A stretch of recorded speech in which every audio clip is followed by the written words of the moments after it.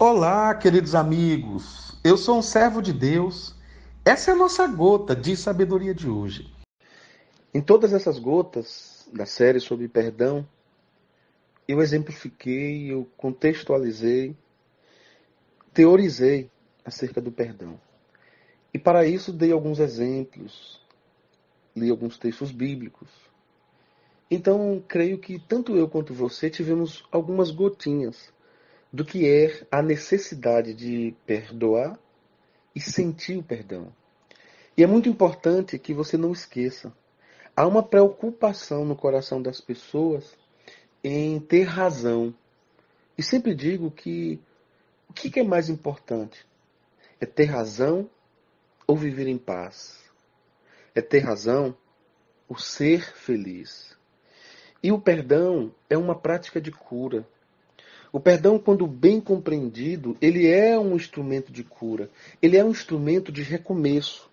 E muitas vezes nós precisamos dessa calma sapiente para desenvolver esse lado nosso de entendimento e de compreensão.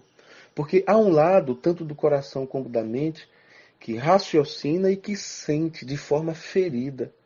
E porque estamos raciocinando e sentindo de forma ferida, nós vamos achar que não podemos ceder, não podemos perder, não podemos deixar de ter razão. Então, o perdão, o perdoar, o sentir o perdão é uma prática de cura, é uma prática de alívio, é uma prática para o amadurecimento e é uma prática para o reconhecimento de que somos todos dignos e carentes do perdão. Então essas quatro coisas, esses quatro pilares, são por demais importantes para entender a dinâmica da espiritualidade do perdão, para entender a dinâmica do lado emocional do perdão.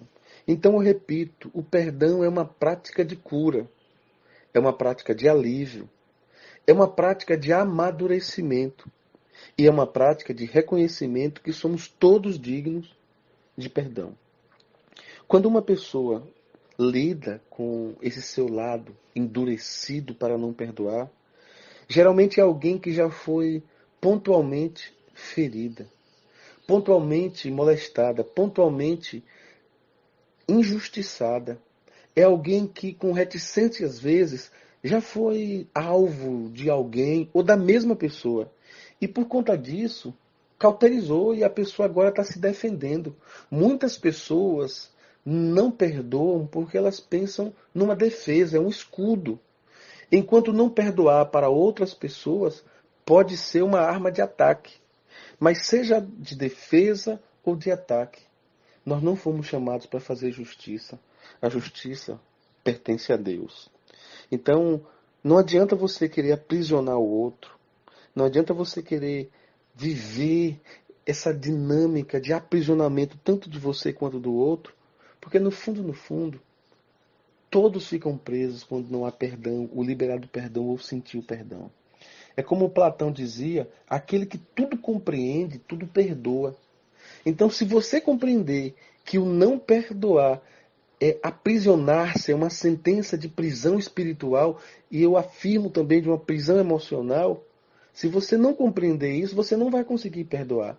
Então, no mundo espiritual e no mundo emocional, você precisa compreender que isso é danoso para a sua alma, que isso é uma prisão para a sua alma.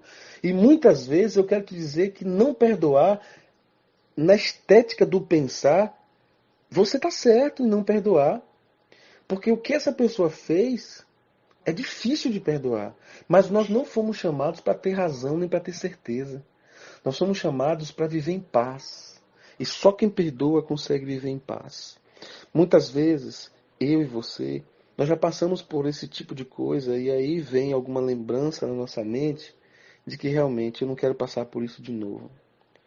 Mas sabe uma coisa que eu tenho aprendido? É lançar tudo nas mãos de Deus.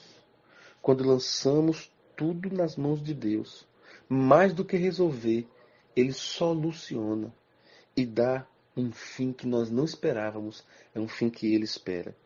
Se você tiver tempo hoje, leia um texto das Sagradas Escrituras que se encontra no Evangelho de Jesus, segundo o relato de João, o capítulo 8. É interessante esse texto.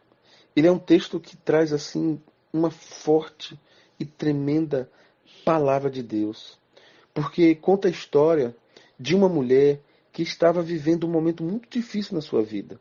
E eu não tenho tempo de lê-lo todo, mas pelo menos até o verso 11, leia. A Bíblia diz que Jesus ele foi para o Monte das Oliveiras. Era um lugar de oração, um lugar de observação. E muito rapidamente, os escribas e os fariseus, eles trouxeram uma mulher que foi apanhada em adultério. Bom, a lei dizia que essa mulher tinha que ser apedrejada em praça pública. E provavelmente eles negligenciaram a figura masculina e como era mais fácil para eles, eles expuseram ali a mulher. E Jesus recebeu essa mulher e eles queriam também envergonhar Jesus. Então Jesus ouvia a acusação deles e escrevia na areia. E eles diziam, ela foi apanhada em flagrante adultério. E Moisés ordena na lei que ela seja apedrejada. E o que é que o Senhor diz? O que é que tu dizes? Jesus ficou em silêncio e eles ficaram acusando. Então, muitas vezes é assim. A nossa consciência acusando, a história fica sendo renovada em nossa mente. Há um páreo, há um desfile. É como se fosse um festival week do perdão negativo. E nada passa em nossa cabeça senão a acusação. Você não pode perdoar, aconteceu isso, e desfila em nossa mente. E Jesus escrevia na areia, de repente Jesus, com a sua sapiência, ele levanta e diz, quem de vocês não tem pecado? Atire a primeira pedra. A Bíblia diz que do mais velho ao mais novo, todos foram jogando as pedras fora e foram embora. Por que eu escolho esse texto para falar de perdão? É uma das coisas mais lindas da palavra de Deus, são essas palavras de Jesus. Então Jesus, erguendo-se, ou seja, ele ficando em pé, em prontidão, e não vendo mais ninguém acusando aquela mulher, ele diz Jesus, vendo que ninguém acusava aquela mulher, ele disse assim, minha filha, mulher, onde estão os teus acusadores? Ninguém te condenou? Eu também não vou te condenar, eu te perdoo. Vá e não peques mais. Bom, queridos ouvintes do Gota de Sabedoria, sussurrando no seu ouvido, eu quero te dizer agora. Deixa essa pessoa que te fez um mal embora e que ela não faça isso com outras pessoas. Mas Jesus com isso estava libertando até a mim, que li esse texto nessa manhã. Jesus com o ato de perdão àquela mulher estava perdoando a você. O que eu quero finalizar essa série da Gotas dizendo é o seguinte, quando nós perdoamos, nós nos liberamos. Liberamos o outro. E sem querer, às vezes, liberamos até pessoas que estão à nossa volta. Porque o ato de perdão é pedagógico para quem está lá. E diz assim, poxa, ele tinha tudo para pagar com a mesma moeda, mas preferiu perdoar. Perdoe e vá em paz. E deixe quem te fez o mal também em paz. Senhor, obrigado, Pai. Porque a mesma dificuldade que meus ouvintes têm, eu também tenho. E a única coisa que eu te peço é me ensina a me parecer mais com o Senhor. Porque errar é humano, mas caminhar e perseverar nos ensinos de Cristo é o segredo de conhecer a Jesus. E eu te agradeço por isso.